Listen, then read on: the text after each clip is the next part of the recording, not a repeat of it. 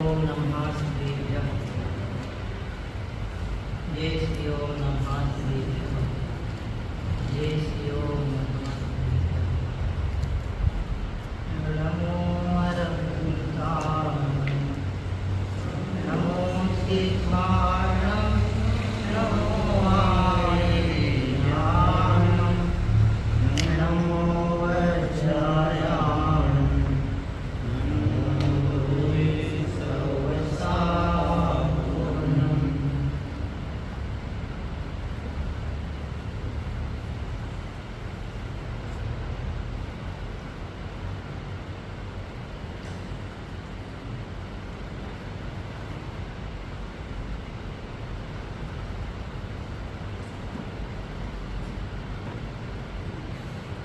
मंगलम स्वामीयो, मंगलम गौतमोदरी, मंगलम कुंदकुंडाख्यो, मंगलम सर्वमंगलमांगल्यं सर्वकल्याणकारिकं प्रधानं सर्वधर्माणां जयतु साक्षी, जयतु साक्षी, त्रिभुवन में साक्षी वितराग विज्ञानता, शिवस्वरूप शिव का नमः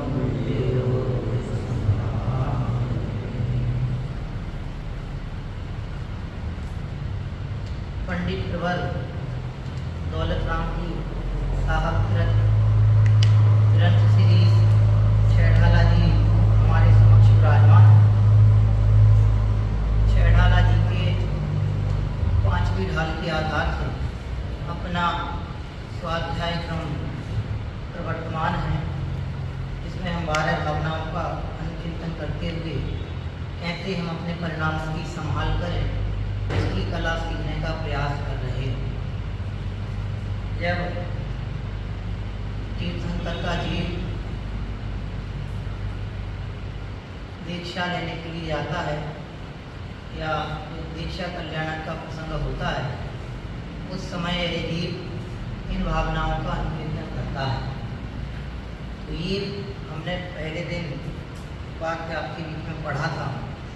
ये 12 भावनाएं वैराग्य जननी है, हमारे वैराग्य को बढ़ावा देने वाली है। हमारा आपसे प्रश्न है कि हम वैरागी होना चाहते हैं कि नहीं होना चाहते। यदि होना चाहते हैं तब तो इनका अनुचिंतन हमारे लिए कार्यकारी है, और जहाँ हम स्थापित अभी तक बने रहे और वापस 10 दिनों बाद वही हमारा प्रवर्तन बनने वाला है, तो फिर ये 12 भावनाएं मेरे लिए कार्यकारी साबित होने वाली नहीं है। यदि वास्तव में वैराग्यमय जीवन जीने की हमारी भावना है, तो ये वैराग्य जननी 12 भावनाएं मेरे लिए लाभदायक साबित होंगी, और जैसा प्रवर्तन हमारा अभी तक बना रहा वैसे की ही वैसे जीने की अपनी भावना है कि सुबह से उठेंगे, स्नान करेंगे, मंदिर जाएंगे, पूजन अर्चन भक्ति गुणानुवाद तथा कथित स्वाध्याय करेंगे। तथा कथित शब्द दिए मामले में लोगों को दिखे कि मैं भी स्वाध्यायी हूँ, लोगों को दिखे कि मैं भी सोनगढ़ की आमनाएं का पालक हूँ। सोनगढ़ की आमनाएं इसलिए कह रहा हूँ, समझ लेना, थोड़े से अच्छी भाषा में कहूँ कि मैं भी मुमुक्षु हूँ, ऐसा दिखाने के लिए भी स्वाध्याय की भावना होती है। तो फिर ये 12 भावनाएं अपने लिए इतनी सी भी लाभदायक हैं। अच्छी भाषा में कहें, परिणामों की जहाँ की तहाँ वक्रता बनी रहे। आए थे अवक्रता, वैसे कहावत चलते ना, आए थे हरि भजन को औंटन लगे कपास। आए थे भगवान की भक्ति के लिए, गुणानुवाद के लिए, हर्ष प्रमोद आराधना प्रभावना के लिए, और घाटे का सौदा करके चले गए तो कपास पहुँचने लगे। एक सौदा ऐसा नहीं है। ये 12 भावना है हमारे परिणामों को बिल्कुल परिपक्व पने निर्मलता प्रदान करने वाली है। फिटकरी होती फिटकरी, फिटकरी का काम क्या है? मल सहित जल को निर्मल बना देती है, गंदे पानी को स्वच्छ सुनिर्मल बनाने का कार्य वो करती है। कैसे करती है? उसमें डूब के नहीं, हल्का सा स्पर्श मात्र उसको कर दो, जल उसके स्पर्श मात्र से निर्मल होने को प्राप्त हो जाता है। ऐसे ही यहाँ है, वास्तव में हमें अपने आत्महित की भावना है तो ये 12 भावना, इन 12 भावनाओं का पठन, वाचन, अनुचिंतन, स्मरण हमारे परिणामों को पूर्ण निर्मलता प्रदान करने में सहायक है। हमने आपसे कहा था कि 6-18 लघु समय सार है। लघु समय सार कहने का कारण ये है कि यहाँ से हमारे परिणामों की सार संभाल प्रारंभ हो रही है। एक भैंस है, बड़ी टेढ़ी भैंस है, अब उसको जो उसका चरवाहा है, पालक है, वो पालक जो है वो क्या करता है कि उस भैंस को रस्सी से बांधता है, आवश्यकता पड़ने पर पैरों को भी रस्सी से बांधता है, तब भी बात नहीं बने तो सींगों को भी रस्सी से बांधता है, और तब भी बात नहीं बने तो 3, 2, 5, 9, 2, 11 करके डंडे उठा के प्रहार करता है। ऐसा क्यों करता है? क्योंकि भैंस को सही और सीधे पथ पे लेके आना है कि भैया तेरा जो काम है शांति से रहे, दोहने में हमारी मदद कर, पैरों का प्रयोग मत कर, जैसे दोहने जाए और लात मारे, दुलत्ती को देना और लात मारे, तो उसको मजबूरन ये सारे हथगंडे अपनाने पड़ते हैं।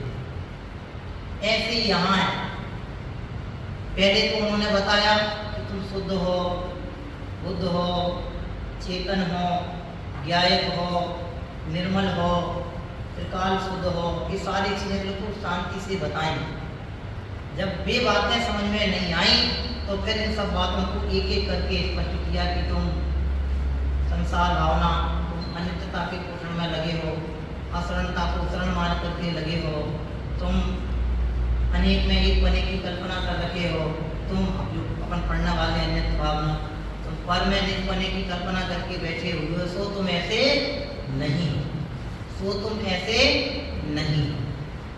अब इतनी सारे हथगंडे किस लिए अपनाए? ये इसलिए अपनाए कि जैसे बने वैसे जागृति लेके आए। उसने कहा था जागृति ही जीवन है।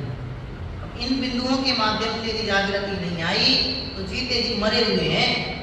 अब आप बोले साहब आप तो झूठ बोलते हो, कि झूठ नहीं बोल रहे, आपको दिख नहीं रहा कि हमारे पे 10 प्राणों से जीता है, 10 प्राणों से जीता है, वृद्ध प्रकृति में गिनाए ना, वे व्यवहार से गिनाए, वास्तव में मैं तो अपने चैतन्य प्राणों से जीता, जिन्हें अपने चैतन्य प्राणों का आस्वादन है वे अमर है, वे ही वास्तव में अमर पने को प्राप्त हैं।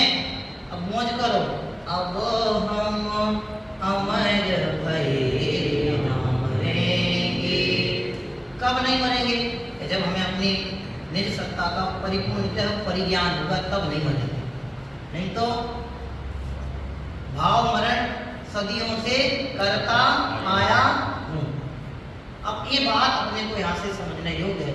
तो कल हमने एकत्व भावना आपके बीच में पढ़ी थी, आज हम उसी एकत्व भावना से आगे बढ़ते हुए अन्यत्व भावना का वाचन आपके बीच में करेंगे।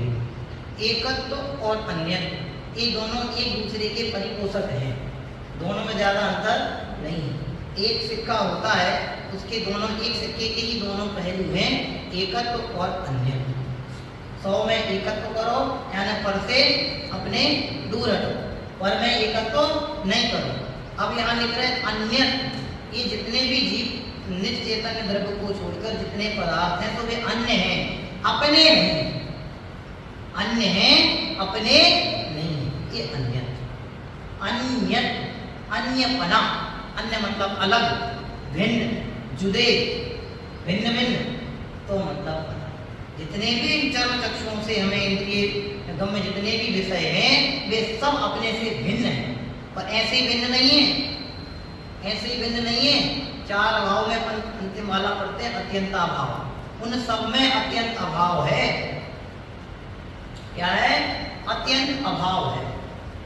अब इतना सब जानने के बावजूद भी हमारे परिणामों में निर्मलता नहीं आती, तो तोड़नमल जी साहब क्या कहते हैं? तेरे अभागे की महिमा मुझसे तो नहीं कही हमसे नहीं कही जाती। जैसे दौलत राम जी साहब कह रहे हैं कि यदि इतना सब कुछ जानने के बावजूद भी अपने स्वभाव की शुद्धि तुझे नहीं आती है तो फिर हमसे तुम्हारी कथा कहने योग्य नहीं। अभी जो 12 भावनाओं की 5वीं भावना है उसको हम यहाँ पढ़ते हैं। बहुत सुंदर पंक्तियां यहाँ लिखी हैं। जल पय ज्यों जिए तन वेला ते भिन्न भिन्न निभेला तो प्रकट जुदे जन धामा क्यों है एक मिले सुत रामा। क्यों मिले एक सुत राम। बहुत अच्छी पंक्तियां हैं। जैसे जल और पय अर्थात दूध और पानी कैसे हैं एक साथ मिले हुए हैं, ऐसे जीव और शरीर भी दूध और पानी की भांति एक मिले हुए हैं। उदाहरण दे के बाद प्रारंभ की। पहली पंक्ति में उदाहरण दे दिया जल और पय, दूध और पानी की भांति। एक देह और चेतन कैसे हैं कि एक हैं, तथापि वे भिन्न भिन्न नहीं मिला। तथापि इनको हमने एक रूप माना, भिन्न भिन्न नहीं माना। हमें तो 2 चीजों पर बल देना है। तो इतनी पंक्ति पढ़ी, एक तो भिन्न भिन्न और जीव तन। मैं कौन हूँ? जीव। ये शरीर क्या है? अजीव। अब इतनी सी तो कथा है। पहली क्लास में ये पढ़ा दिया जाता है जीव जुदा उद्गत। ये प्राइमरी कोर्स है। जब वो नहीं समझ में आता तो फिर मिडिल लेवल पे लेके जाते हैं। अभी वो दिया को मत तोड़ा तो मत तो जान वो जो भाव। पर हाई स्कूल में क्या पढ़ाते हैं? हमें को भली बुद्धि। अब जिसको जिस लेवल पर समझ में आ जाए उसको उस लेवल की पढ़ाई पढ़ाते हैं। यदि अपने को जीव जुदा पुद्गल जुदा समझ में नहीं आता है तो फिर आपको आगे की क्लास में प्रमोशन प्राप्त होता है। और पहली क्लास में आप ज्ञानी हो गए, 8 साल की उम्र में दीक्षा लेके चले गए, तो फिर क्यों आपको 18 साल तक का बताएंगे कि जवानी ऐसी होती है। हम आपको जवानी को दुख कब बताएंगे कि जब हमें 8 साल में वैराग्य नहीं आएगा, तब हम आपको जवानी की दुख दिखाएंगे। युवावस्था में क्या दुख होते हैं तब आपको बताएंगे। आप बालावस्था में 8 वर्ष की अवस्था में दीक्षा लेके निकल गए, आपने अपने परिणामों की केयर कर ली, तो फिर हम आपको क्यों आगे की युवावस्था, प्रौढ़ावस्था, वृद्धावस्था की तमाम सारी मूल्य आएंगे। फिर तो हम आपको ये बताएंगे समय सार का सार क्या है, शुद्धोपयोग रूप परिवर्तन कैसे होता है। शुद्धोपयोग का परिवर्तन तो अच्छा शब्द नहीं लगता, शुद्धोपयोग में ही आनंद कैसा होता है। मुनिराज आवाज लेते लेते शुद्धोपयोग में चले जाते हैं। इधर तो आहार आप लोग कैसे सामने दिख रहा है, विषय का सेवन कर रहे हैं, आहार ग्रहण कर रहे हैं, शुद्धोपयोग का आनंद कैसे ले रहे हैं। भाई साहब यही कमाल है, इसको चमत्कार है। कल मैंने कहा ना पर्चा बनाने में चमत्कार दिखाई देता है। सारी दुनिया उस चमत्कार को चमत्कार मान के बैठी है। और यहाँ भगवान का 3 लोक के नाम का समोषण लगा हुआ है, इसमें जरा भी चमत्कार दिखाई नहीं देता है। आचार्य समंत भद्र महाराज के पास चलो तो वे कहते हैं देवागम नभोयान चामरादि विभूतिया। इन सब से हमें 64 चमक दिख रहे हैं, समोषण लगे हैं, देवों का आगमन हो रहा है। इनसे हमें चमत्कार प्रतिभाषित नहीं होता।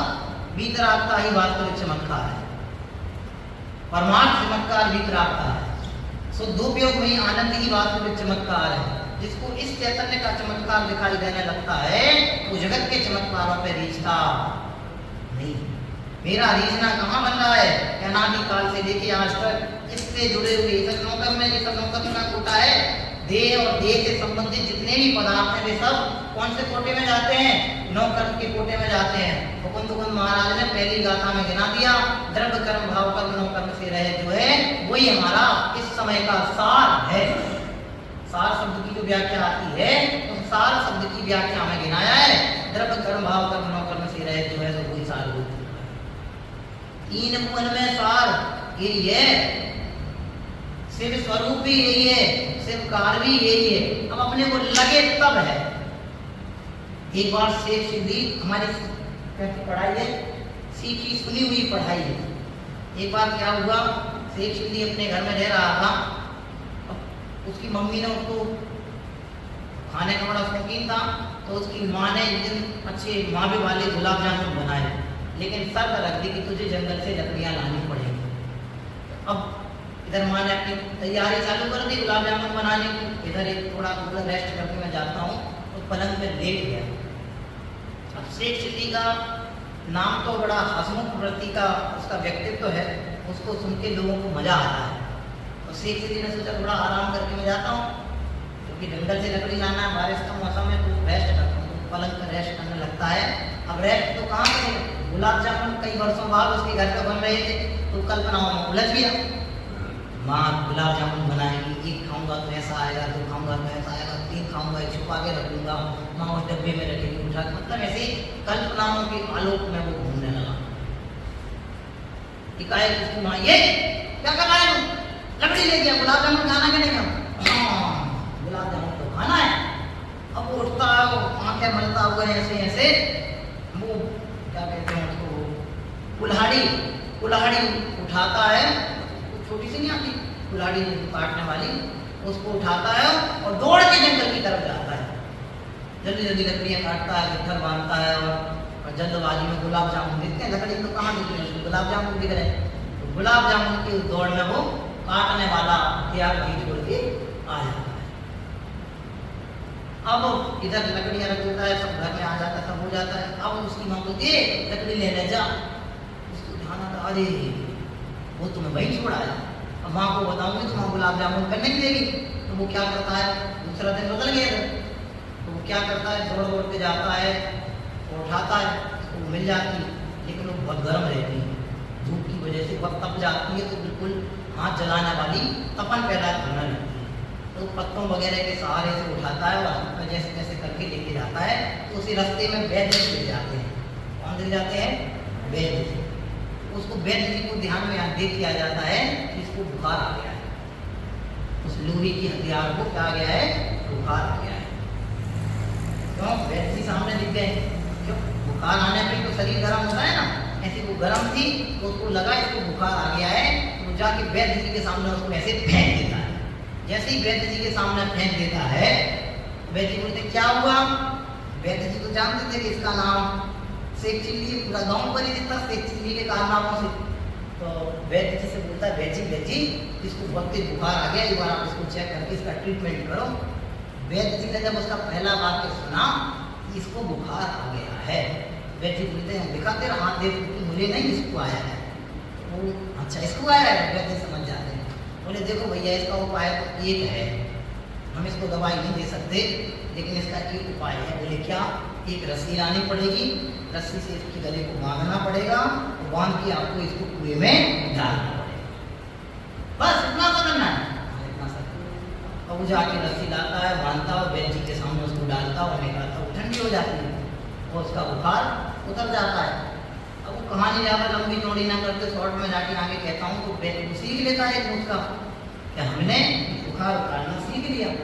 अब वो ऐसे एक दिन और जंगल जाता है, आता है, रास्ते में बहुत दादी बीमार हो जाती है, लोग रोते हैं धोते हैं, परेशानी में आ जाते हैं, तो वो बोलते हैं शेख की बात से आता, क्या हुआ, क्यों रो रहे हो, क्यों चीत्कार कर रहे हो? तो पड़ोस का सज्जन बोलता है मेरी दादी बहुत बीमार हो गई है मेरी, और उसको बहुत अधिक तेज बुखार, अरे बुखार में डरना क्या, मैं सबसे अच्छा ट्रीटमेंट जानता हूँ, मुझसे अच्छा वाला कौन जाना है, अरे वैद्य जी के पास ले जाना, अरे वैद्य जी से मैंने सीखा हुआ है। तो लोग उसकी बातों में आज अपने कॉन्फिडेंस होके बोल रहा है, अच्छी पावर से बोल रहा है, और आत्मविश्वास उसका पूरा सघनता को प्राप्त है, तो जरूर कुछ ना कुछ बात में दम होगी। तो वो क्या करता है कि वो भी रस्सी लाओ, गले में बांधो और उसको कुएं में डालो। हम लोग सोचते बाकी में कोई टोटका होगा, वो ऐसा करने लगता है, होता है, एक बात करता है और दादी स्वर्गगामी हो जाती है। अब उसका तो ट्रीटमेंट क्या था, बुखार उतरने के बाद ठंडा पड़ जाता है, और आदमी भी क्या होता, मरने के बाद ठंडा पड़ जाता है। तो दादी भी निपटने के बाद ठंडी पड़ गई, और उसने निकाला, तीसरी बार में लिटाया और देखा, वाह दादी तो ठंडी होगी, बुखार उतर गया। अब भी लोग देखते दादी वाकई में ठंडी हो गई, वे लोग देखते दादी तो ज्यादा ठंडी हो गई, अभी लोग रोने लगते हैं और उसको बुलाना देते हैं। तो शेख चिल्ली जवाब देता है, मैंने आपके बुखार उतरने की गारंटी ली थी, दादी का जो शरीर गर्म हो रहा था उसको ठंडा करने की जिम्मेदारी ली थी, दादी जिंदा रहेगी ये जिम्मेदारी हमने नहीं ली थी, दादी निपट गई, इसमें मेरा कोई दोष नहीं है, मेरा उपाय तो बुखार उतारने का था, तो मैंने बुखार उतारा कि नहीं उतारा, बुखार उतारा कि नहीं उतारा, शेख चिल्ली ने दादी का बुखार उतार दिया। दादी मरी, वो उसने सब गांव वाला ने कूटा पीटा, वो सब लंबी कहानी है, वो नहीं बतानी मुझे। तो आपको ये कहना है हमारी पढ़ाई ऐसी है, हमने सुन सुन के सीख तो लिया कि जल पे भिल्ला, जीव जुदा, उद्गल जुदा, आत्मा अलग है, शरीर अलग है, आत्मा के गुण अलग है, शरीर के गुण अलग हैं, मैं चेतन हूँ, ये अचेतन है। ऐसी पढ़ी हुई पोते के समान पढ़ाई पढ़ तो ली, लेकिन उसका आस्वादन आज तक नहीं आया। इसलिए यहाँ इनके अनुचिंतन की बात कह रहे हैं कि भैया पढ़ो मत, उसको लिखो। जब तक लिखेंगे नहीं तब तक कि हमें भिन्न भिन्न भाषित नहीं दिखाई देगा। इनमें अनादि से लेके आज तक मेरा एकत्व ममत्व कर्तृत्व भोक्तृत्व ऐसी सघनता से प्राप्त हुआ है, ऐसी सघनता को प्राप्त हुआ है कि सुन सुन करके भी हमारी चेतनता बन नहीं पा रही। कोई यहाँ आके कान पकड़ के खींचता है भैया जाओ, कोई पीठ पे आके मारता है चेतो, कोई यहाँ आके मारो चेतो, चेतनता। इसलिए यहाँ अन्यत्र भावना के माध्यम से इस बात का पाठ सिखाया जा रहा है, पढ़ाया नहीं जा रहा है, सिखाया जा रहा है।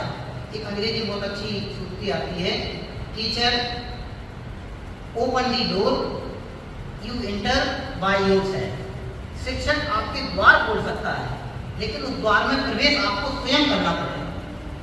यहाँ ज्ञानी हमारे मोक्ष मार्ग के जो कपाट बंद थे उनको खोल रहे, उनको खोल रहे, लेकिन उसमें चलना प्रवेश हमें स्वयं करना पड़ेगा। हम दौलत राम जी के सहारे उसमें बढ़ना चाहेंगे तो बिल्कुल नहीं जा पाएंगे। हमें स्वयं की स्तुति आनी चाहिए। इसलिए बहुत अच्छा पाठ लिखा, अनादि काल से लेके आज तक मैंने भिन्न भिन्न अपने को नहीं जाना। तो एक समय के लिए भी हम जान पाने से अलग हो पाते हों तो आप अनादि काल से लेके आज तक मैंने सिर्फ एक ही काम किया पूर्ण ईमानदारी से, बाकी सारे काम को बेईमानी से। एक ईमानदारी से जो काम किया वो है जानना। जानने के अलावा अन्य कहीं ईमानदारी दिखाई हो तो हम आप चैलेंज करके बात कर सकते हैं। पर में हम काम करते हैं मेरी बेईमानी है, पर का हम काम कर सकते हैं मेरी बेईमानी है। आज तक मैंने अपने सिवा दूसरे का कार्य किया ही नहीं, जानने के अलावा दूसरा कुछ कर सकता नहीं, करने की सामर्थ्य नहीं। कल भाई तक बोले थे ना, कर्ता कर्म अधिकार के आधार से व्यापक बने के बने बिना कर्ता कर्म संबंध बनता नहीं है। प्रारंभिक गाथाओं में ये व्यापक बने का कथन करके निराकरण किया है कर्ता कर्म अधिकार में। जब तक व्यापक बना परस्पर नहीं बनता तब तक कर्ता कर्म बने की सिद्धि नहीं होती। फिर मैं किसको कर्ता मान के बैठा हूँ, किसको कर्म मान के बैठा हूँ, कौन कर्ता किसका कर्म क्या, बहुत गहराई से विचार करना पड़ेगा। इसलिए फिर से कहते हैं चुपके जिस लम्हा भी कर, वेद विज्ञान के नाम पे ही हमने अपने ज्ञान को विपरीतता प्रदान कर दी। मैं तो साहब वेद विज्ञानी हूँ, मुझे ये सब भिन्न दिखाई देता। कैसे भिन्न दिखाई देता? देख के दिखाओ। कहने में सुलभ दिखता है, कहना सुलभ है, सब भिन्न है, मानना बड़ा कठिन है। कल्लमन जी बोले पंडित जी ने उसको बल दिया था। जानते तो हैं, मानते नहीं है। यहाँ बैठा शायद ही कोई ऐसा प्राणी हो तो ये नहीं जानता हूँ कि मैं ज्ञान में जीव तत्व हूँ। ज्ञानमय हो चेतन तो है जग से क्या काम, मोक्ष तेरी मंजिल और ध्रुव तेरा धाम। मोक्ष तेरी की मेरी, मोक्ष मेरी मंजिल और ध्रुव मेरा धाम। है क्या नहीं? ध्रुव धाम मेरा नाम नहीं है, ध्रुव धाम तो मुझसे अन्य है, भिन्न है, जुदा है। ये मेरे लिए शरणभूत नहीं है, मेरे लिए शरणभूत तो निश्चुद्धात्मा वो ही आश्रय करने योग्य है। उपासित होता हुआ तब, ऐसा शब्द आता ना, समय साल का ही शब्द है। उपासित होता हुआ तो कौन है? कि मैं। उपासना के योग्य कौन है? कि मैं ही। फिर ये इनकी उपासना करना क्या नहीं करना, इनकी आराधना करना क्या नहीं करना, कि ये साधेंगे तो इनके प्रति अपने आप भक्ति बनेगी। तो इसमें मोक्ष पावड़ जी का शायद कथन है, पर दब्बाओ दुख गई, पर द्रव्य का आश्रय दुर्गति का कारण है। पर दब्बाओ दुख गई, पर द्रव्य का आश्रय दुर्गति का कारण है। अब लगाओ, जिससे मैं अन्यपना स्थापित कर रहा हूँ उसमें मैं पना कितना स्थापित है। जिसको मैं यहाँ अन्य के गीत गा करके उलाहना देने का प्रयास कर रहा हूँ, उनसे मैं पना कितना स्थापित है। ये चश्मा किसका? मेरा। ये पत्नी किसकी? मेरी। परिवार किसका? मेरा। कितना एकत्व महत्व स्थापित है, भासता नहीं है कि ये इससे जुदा हूं, मैं इनसे भिन्न हूं। कल एक पंक्ति सुनाई थी, जागो जागो जागो चेतन तुम्हें जगाने को। क्यों इतना प्रयास क्यों करना पड़ा है कि भैया उन्होंने जब जीवों का प्रवर्तन देखा कि ये मोक्ष मार्ग के नाम पे भी परिवार समाज देश के नाम पर ठगा जा रहा है, तो उन्होंने इतने कठोरता से प्रवर्तन करके समझाने का प्रयास किया। नहीं समझे तो फिर समझाने समझने की खुदी प्राप्त नहीं होगी। एक इंद्रिय बन जाएंगे तो वहां राग में मिथ्यात्व का पोषण करते हुए अपने अनंत संसार को बढ़ावा देंगे। उस दिन कहा था एक इंद्रिय जीवों का क्या अपराध है, एक इंद्रिय जीवों का क्या अपराध है, वे हमसे कुछ नहीं कर रहे हैं, कसाय नहीं कर रहे हैं, द्वेष क्या कर क्या रहे हैं, उनका अपराध क्या है? उनका अपराध ये है कि वे अपने को राग द्वेषमयी अनुभव कर रहे हैं, वे अपने को रागमयी अनुभव कर रहे हैं, वे अपने ज्ञान का दुरुपयोग राग में अपना करके करने में खर्च कर रहे हैं। ये उनका महाअपराध है। जिन्हें अपराध बोध नहीं होता वे अपराध को मिटाने का प्रसार नहीं कर पाते। यहाँ हमारा अपराध बोध कराया जा रहा है। भैया अनादि से लेकर मैंने दोनों को एक मान। मेरा आपसे प्रश्न है, मोदी जी अकेले खड़े हैं, दल बल शक्ति से खड़े हुए हैं, एक तरफ सारी विपरीत विपक्ष गठबंधन करके एक हो गए हैं। मतलब मेरा ये है कि ये सब सरकार बनाएंगे भी तो मिली जुली सरकार बनाएंगे, और मोदी सरकार दम बनाने की हिम्मत रखता एक से मजबूती आएगी कि जब 10, 20, 25, 50 मिलकर के जो सरकार बनाएंगे। मेरा आपसे कहना ये है, मिली जुली सरकार हमेशा खतरे में रहने वाली है। गठबंधन की सरकार जैसे लोक में खतरे का सामना करती है, खतरे का सामना करती नहीं है, खतरा उस पर मंडराता रहता है। कब एक आध पासा पलट जाएगा, कब क्या हो जाएगा। चार पायों पर खड़ी हुई है, एक इस पे से गिर जाए तो क्या होगा? पंडित जी गिर के देख लो, पता चल जाएगा क्या होगा। गठबंधन की सरकार जैसे कार्यकारी नहीं है, ऐसी मिली जुली सरकार हमारे लिए कार्यकारी नहीं है, हमारे उपयोग को निर्मलता प्रदान करने वाली नहीं है। उपयोग की निर्मलता की यदि चाह है, परिणामों की निर्मलता की यदि चाह है, तो अपने उपयोग को अपने आप में केंद्रित करके पर से भिन्न अपने उपयोग को देखने का प्रयास करना। प्रयास तो कर रहे कि नहीं कर रहे? पंडित जी ने उदाहरण सुनाया था, बंदर ने भी खूब प्रयास किया, खूब प्रयास किया, पसीने से लथपथ हो गया। वो नीचे आके क्या बोलता है, हे चुप, क्यों चुप? तेरे को दिखाई नहीं देता पसीने से लथपथ हो गया। मैंने मेहनत तो की, लेकिन मेहनत का परिणाम प्राप्त नहीं हुआ, तो तुमने मेहनत ऐसे नहीं कह दिया। सम्यक दृष्टि के भोग निर्जरा के कारण होते हैं, बल दिया है वहां पर। सम्यक दृष्टि के भोग भी निर्जरा के कारण होते हैं, बल दिया है। वे भले भोगों में अपने को रचे बसे दिखाई देते हैं, लेकिन उस काल में भी वे चैतन्य के आस्वादन को प्राप्त होते हैं। इसलिए उस चैतन्य के आस्वाद पाने के कारण कह दिया जाता है सम्यक दृष्टि के भोग भी निर्जरा के कारण होते हैं। चक्रवर्ती वहां युद्ध लड़ने गया है, हाथी पे बैठ के युद्ध कर रहा है, लेकिन वहां पर भी मैं युद्ध करने वाला नहीं हूं, मैं तो करता हूं, मैं भला किसको मार सकता हूं? कोई किसी को मार सकता है? कब महीना कह रहे कब आयु का अंत आ जाए किसको पता है। बैठे बैठे यहाँ आयु पूरी हो जाए और हम वेद विज्ञान को नहीं प्राप्त कर पाए, वेद विज्ञान को हमारा ज्ञान निर्मल होने को प्राप्त नहीं हो पाया, तो समझना कल वाला शब्द बोलो, अजीत जी भाई साहब धिक्कार है मुझे और मेरे स्वाध्याय पे। स्वाध्याय का प्रतिफल ही वेद विज्ञान, स्वाध्याय का प्रतिफल ही वेद विज्ञान। स्वाध्याय कल आपसे का स्वाध्याय के साथ स्तर बनाएंगे, बल्लाट क्लास में बता के जाऊंगा। आप सोचना कि हम स्वाध्याय करते भी हैं कि नहीं भी करते। अभी तो हमारी स्वाध्याय की परिपाटी प्रश्न चिन्हित होने वाली, हमने सिर्फ सुनने को स्वाध्याय मान के रखा है। सुनना उसका एक अंग हो सकता है, लेकिन सुनना ही स्वाध्याय नहीं है। स्वाध्याय में सुनना होता है, लेकिन सुनने का नाम स्वाध्याय नहीं है। इसलिए बहुत शांति से विचार करना, मैं कौन हूँ? बहुत इतने अच्छे मैं कौन हूँ, आया कहाँ से और मेरा रूप क्या, संबंध दुखमय। आती ना पंक्ति उसमें, आप कल्पना करके तो देखो, संबंध दुखमय कौन हूँ, स्वीकृत करूँ, स्वीकृति ही नहीं है। स्वीकृति के अभाव में बहुत सारे विरोध खड़े होते हैं, और एक एक विरोध हमारे कितने कितने परिणामों की वक्रता को बनवाने वाला। कल्पना करके देखो, कोई मेरी बात नहीं मानता सो मेरा विरोध करता है, ऐसा अकेला नहीं है, ये तो बाहर में दिखाई देता है। मैं अपने आप को नहीं पहचानता हूँ, इसका मतलब मैं स्वयं का विरोध करता हूँ, मैं ही मेरा सबसे बड़ा अपराधी हूँ, इसलिए मुझे धिक्कार है, मुझे अपने अपराध होने का बोध नहीं। सीता इसलिए प्रसन्न थी कि उसे अपने स्वभाव का परिज्ञान था कि मैंने अपने शरीर को प्रसन्नचित नहीं किया।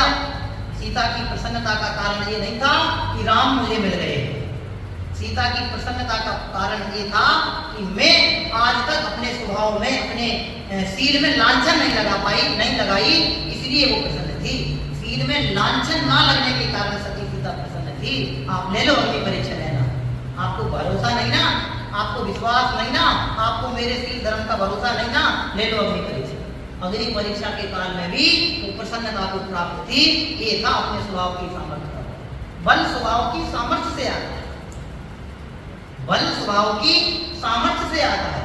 स्वभाव की सामर्थ्य का जिनको परिज्ञान है वे अनंत बल को प्राप्त होते हैं, और स्वभाव की सामर्थ्य का जिनको भान नहीं है वे एक इंद्रिय, दो इंद्रिय, कुकर आदि बनते हैं। दो रानियों के उदाहरण आपको पता होंगे। राजा का आश्रय छोड़ करके अन्य के प्रति लालायित हुई, और रानी और सखी दोनों महल को छोड़कर रात्रि में पलायन कर गई। तो पलायन ऐसे किया कि कुगतियों में परिभ्रमण करते हुए कुकर सुपरी तक के जन्म मरण को प्राप्त हुई, भवन को प्राप्त हुई। ऐसे ही हमारा है कि जब हम निज घर को छोड़ करके अन्य घरों को अपना मान करके यहाँ से पलायन करके जगत में जगह दर दर की ठोकरें खाते हुए भटकेंगे तो कुकर सुकर बने को प्राप्त। कुकर सुकर मतलब समझते हो? कुत्ते, कूतरी, सूकरी, इनकी पर्यायों को प्राप्त होता है। कैसे प्राप्त होता है? सौ की विराधना का प्रतिफल है कुकर सूकरी का भाव प्राप्त। तो बहुत शांति से विचार करने योग्य बात है कि आज तक मैंने क्या किया, करने योग्य क्या था और मैं क्या कर रहा था। जो करने योग्य था सो तो आज तक किया ही नहीं, जो करने योग्य नहीं था उनको करने में हमने अपना जीवन व्यर्थ कमा दिया। मकड़ी हो तो मकड़ी, ये जाले लग जाते, जाले किसके लिए लगाते हैं?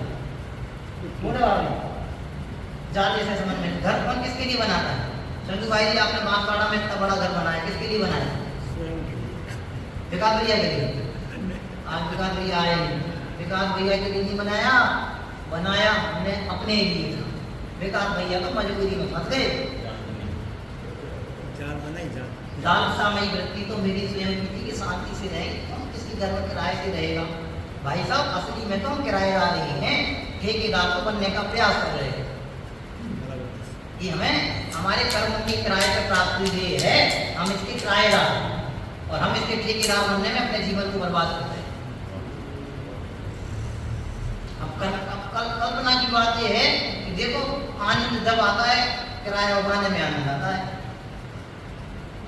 थोड़ा सा ज्ञान हो जाए, शरीर बढ़ जाए तो प्रसन्न हो जाता है। किराया मिला है, ठेकेदारी नहीं है, थोड़ा सा अपने को अच्छा प्रतीत हो जाए, सुख जैसा लग जाए तो फूल जाता है। किराया मिला है, ठेकेदारी नहीं है, अब ये भासेगा तब लगेगा, नहीं तो ठेकेदारी के व्यर्थ अभिमान में जीवन बर्बाद। बहुत इतने अच्छे अच्छे विचार आते, पढ़ने जी को याद करो, जैन नहीं थे लेकिन एक तत्व की बुद्धि उनको प्राप्त हुई, उन्होंने जन जन को जैन बनाने के लिए अपना जीवन समर्पित कर दिया। कितने विद्यालयों की स्थापना की, कहे की नहीं की बढ़ने दी।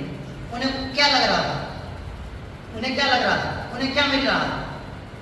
16 पैसे कितने पैसे उनको मिले, उनसे वो पत्र खरीदे, 16 पत्र आए और संपूर्ण देश के श्रेष्ठियों तक वे पत्र प्रेषित कर दिए। कहे के लिए? जिन शासन की प्रभावना निर्दोष हो स्वामी, रे अंतर मन की भावना निर्दोष हो स्वामी। किसकी पंक्ति है? बड़े पंक्तियां हैं, भावना नाम के पाठ में लिखी है। अब मैं आपसे पूछता हूँ, प्रभावना की भावना है कि नहीं? कि है प्रभावना की भावना, लेकिन प्रभावना की भावना का प्रारंभ कहाँ से होता है? प्रभावना की भावना का प्रारंभ मैं सबसे भिन्न हूँ, अन्य हूँ, इससे प्रारंभ होता है। जब तक मैं दोनों को एक मानता रहूंगा तब तक प्रभावना नहीं होगी। जीव जुदा पुद्गल जुदा, इसका परिज्ञान होना, इसका नाम यथेष्ट आराधना है। और ऐसी आराधना के बल से प्रभावना होगी, विधान कराने से प्रभावना नहीं होगी। 1 लाख 1 करोड़ 1 अरब मनचाही बोली लेने से आराधना नहीं होती, पुण्य से मनचाहा प्राप्त हो गया है। मनचाहे की प्राप्ति में हम अनचाहा प्रवर्तन करेंगे तो निबोध की अवस्थाओं को प्राप्त होंगे।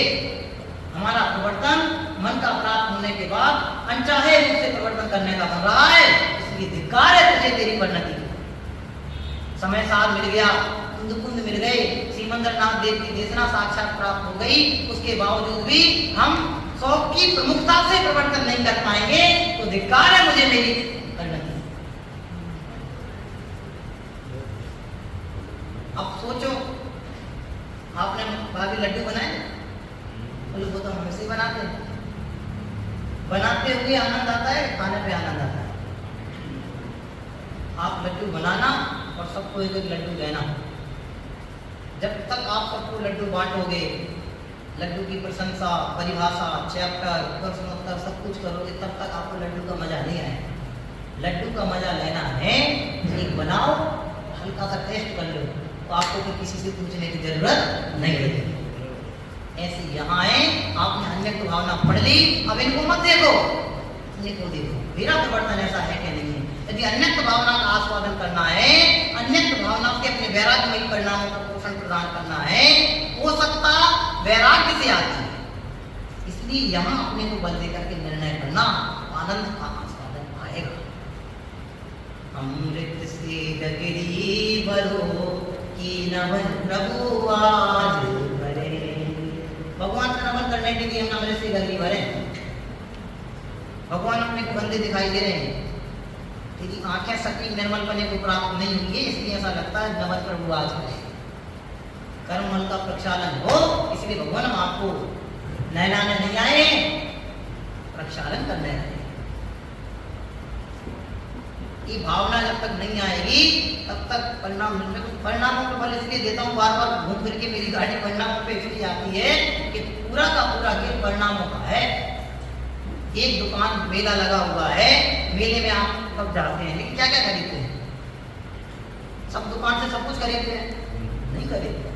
जो आपको उपयोगी भविष्य में लाभदायक नजर आता है उसको ही तो आप खरीदते हो। मेडिकल पे गए और आपने बोला सब एक एक प्रकार की वैरायटी की दवाई दे दो, ऐसा बोलते हो? नहीं, डॉक्टर ने जो पर्चा दिया है वो दवाई दे दो। क्यों क्यों दो?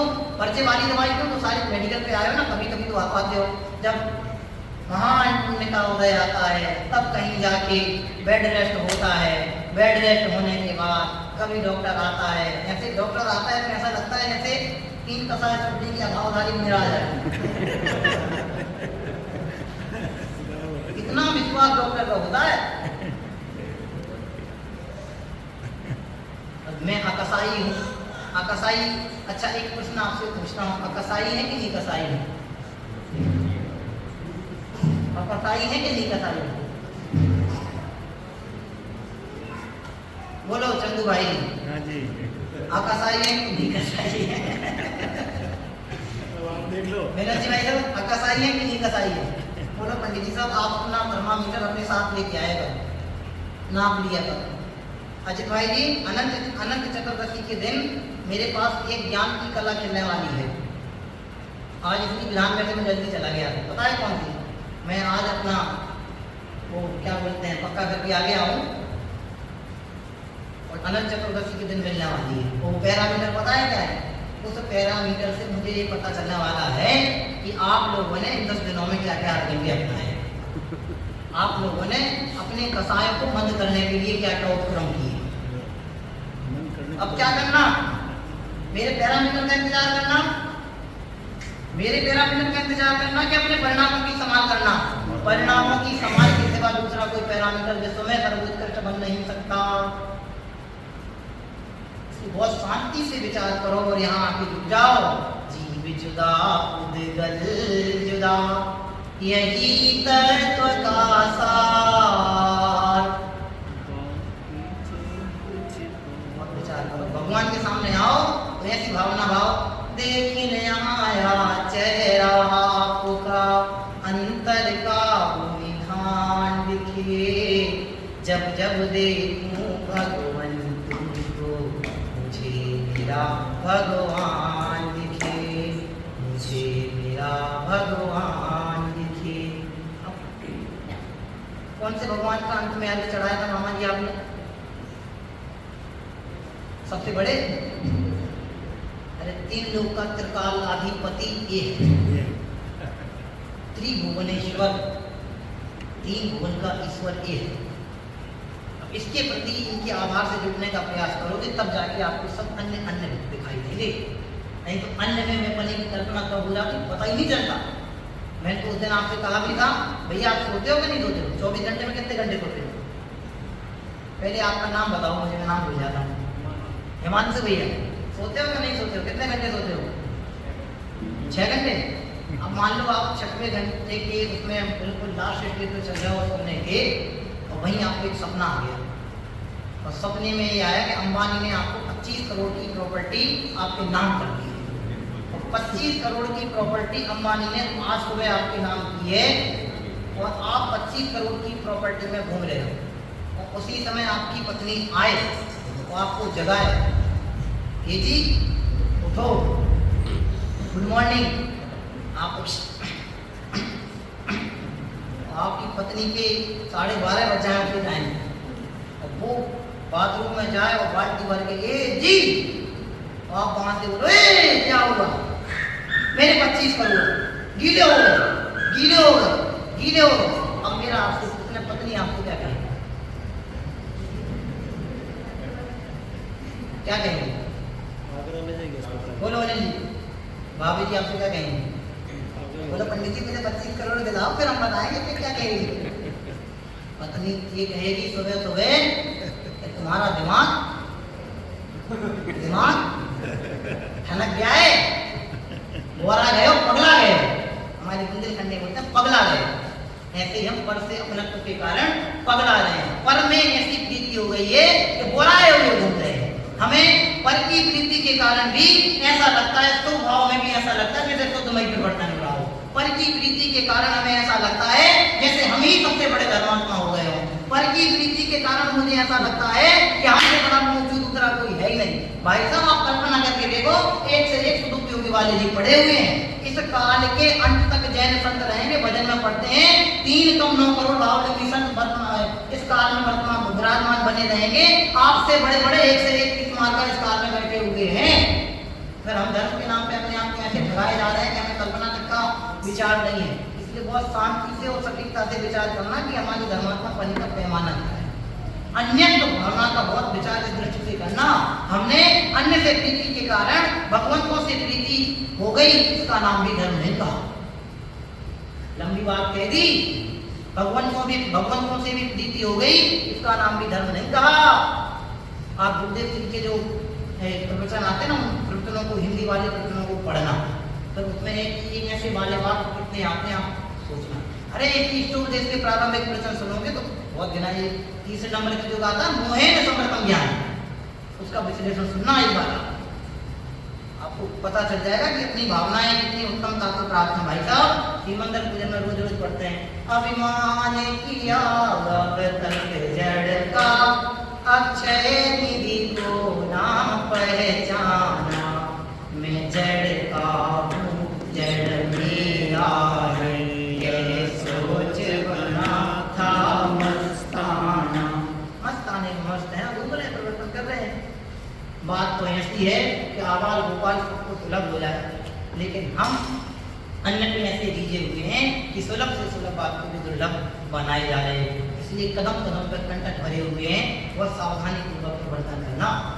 बहुत अच्छी एक पंक्ति चलती है, उस पंक्ति के आधार से कल एक बहुत अच्छा धर्म गीत लिखने का प्रयास किया। चलना संभल संभल के, चलना संभल संभल के, चलना संभल संभल के, चलना संभल संभल के, कांटों भरी है राहें, चलना संभल संभल के, कांटों भरी है राहें, चलना संभल संभल के।